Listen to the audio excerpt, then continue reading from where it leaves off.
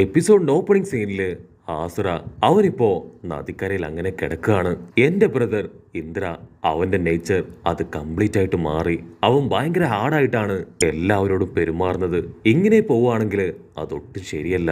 അപ്പോഴായിരിക്കും ടൈസോ അവനിപ്പോ അവിടേക്ക് ഓടി വരിക. ടൈസോ പറയും, ആസുറ എന്തു പറ്റി, നീ ഇപ്പോ നെഞ്ചു ട്രെയിനിങ് ചെയ്യാറില്ലേ? അതിന് ഹാസിറ, എന്റെ ബ്രദറിനാണ് എന്നെ കഴിഞ്ഞും ഒരുപാട് പവർ. ഉറപ്പായിട്ടും അവൻ തന്നെ നെഞ്ചു അത് ടേക്ക് ഓവർ ചെയ്യും. അതുകൊണ്ടാണ് ഞാനിപ്പോ അങ്ങനെ ട്രെയിനിങ് ഒന്നും ചെയ്യാത്തത്. ഉടനെ അവൻ ഇപ്പൊ ഹാസിറയോട് ഒരു ഹെൽപ്പ് ചെയ്യും. എനിക്ക് അത്യാവശ്യമായിട്ട് നിന്റെ ഒരു സഹായം വേണം.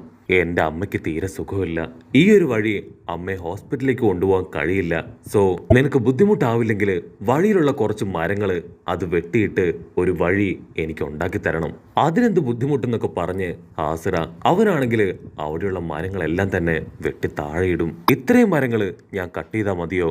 ഈ വഴിയിലൂടെ നിനക്ക് അമ്മയെ കൊണ്ടുപോകാൻ കഴിയില്ലേ? അതിനാവും പറയും, തീർച്ചയായിട്ടും ഇത്രയും മതി. അവിടുന്ന് അങ്ങനെ ബ്ലാക്ക് ഔട്ട് ചെയ്ത ഇപ്പൊ ഇന്ദ്ര അവൻ ടൈസോയെ പിടിച്ചു വലിച്ച് ഒരു കയറിൽ കെട്ടിയിട്ടിരിക്കുകയാണ്. അത് കണ്ട് ഷോക്കായി ആസിർ അവിടേക്ക് ഓടി വരും.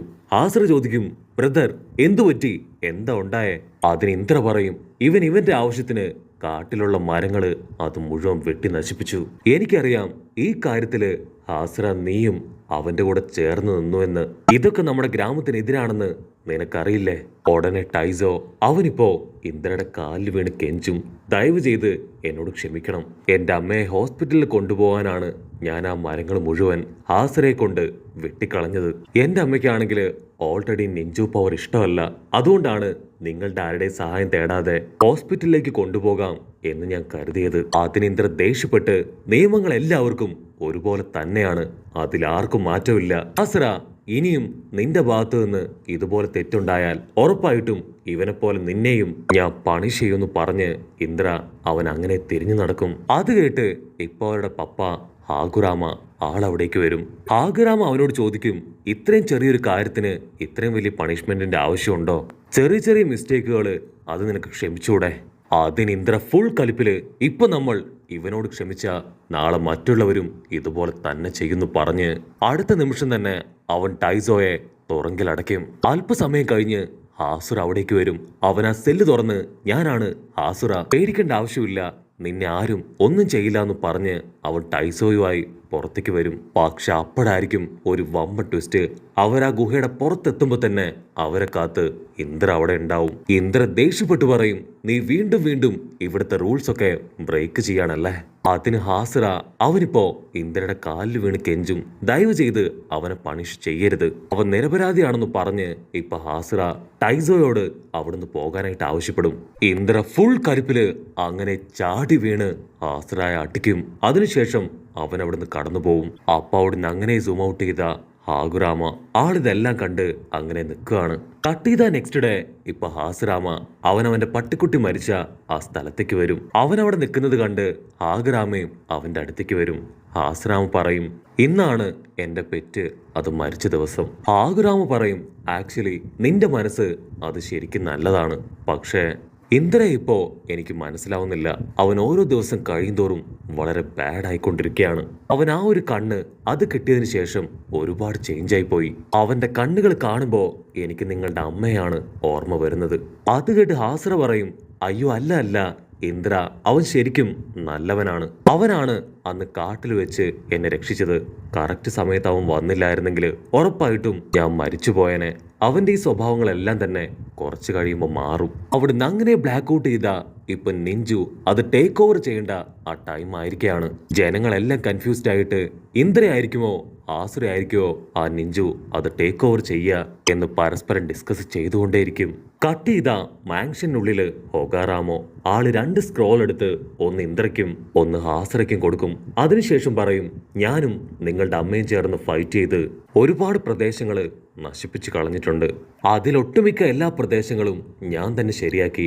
ഇനി 2 റീജിയൻസ് കൂടെ ബാക്കിയുണ്ട്. നിങ്ങൾ 2 പേരും ഒറ്റയ്ക്കൊറ്റയ്ക്ക് ഓരോ റീജിയൻസിലേക്കും പോണം. അവിടെ എത്തി ആരാണ് ഏറ്റവും നല്ല രീതിയിൽ ആ പ്രദേശം അത് റീസ്റ്റോർ ചെയ്ത് തിരികെ പിടിക്കുന്നത്, അവരെ കാത്ത് വലിയൊരു സർപ്രൈസ് ഉണ്ട്.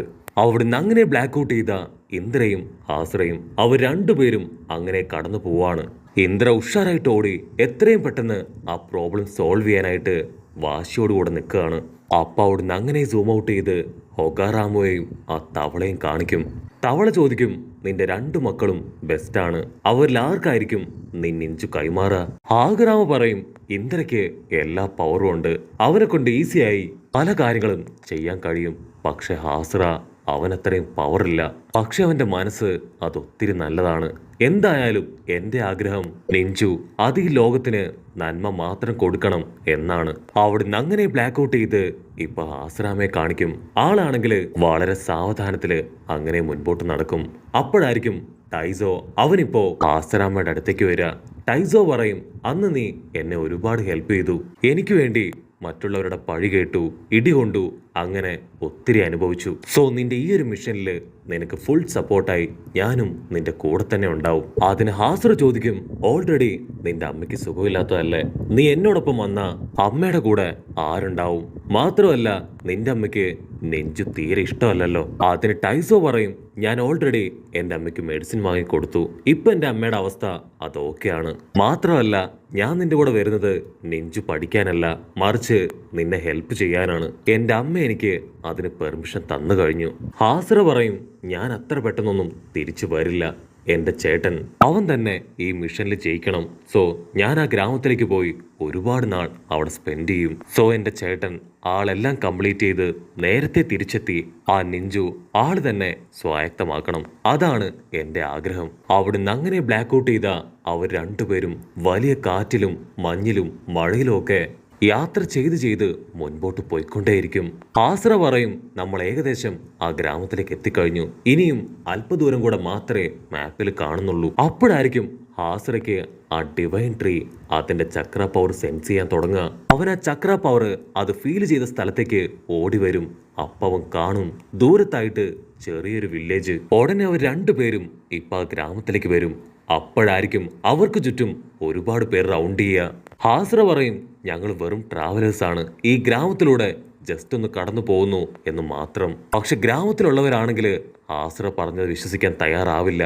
അവരെല്ലാവരും ചേർന്ന് അവരുടെ കയ്യിലുണ്ടായിരുന്ന വടിയും കമ്പും ഒക്കെ ഉപയോഗിച്ച് അവർ രണ്ടുപേരെയും അറഞ്ചും പൊറഞ്ചും തല്ലും. അടി കിട്ടേണ്ട താമസം ടൈസോ അവനാണെങ്കിൽ ട്രൗസറും പൊക്കി അവിടുന്ന് ഓടും.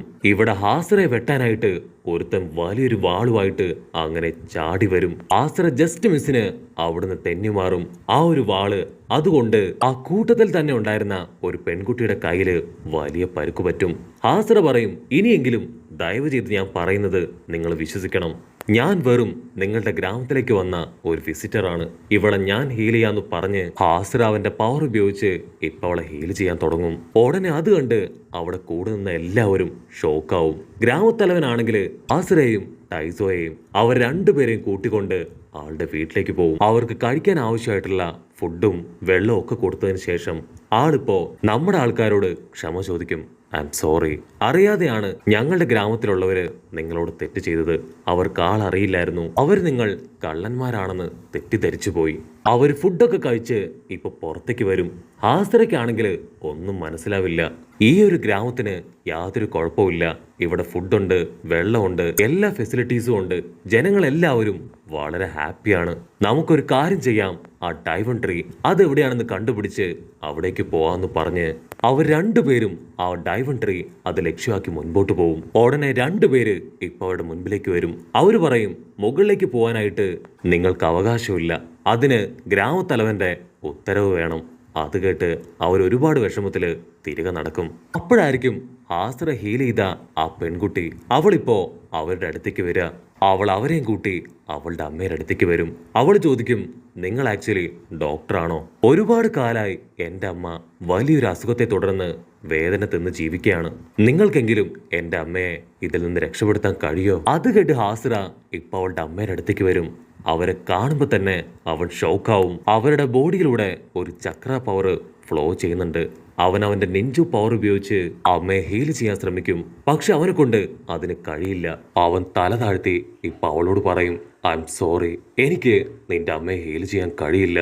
അപ്പോഴായിരിക്കും ഹാസ്ര അവൻ മറ്റൊരു കാര്യം ശ്രദ്ധിക്കുക. അവിടെ മുഴുവൻ അവളുടെ അമ്മയെ പോലെ തന്നെ അസുഖം ബാധിച്ച് അനങ്ങാൻ പോലും കഴിയാതെ ഒരുപാട് പേര്.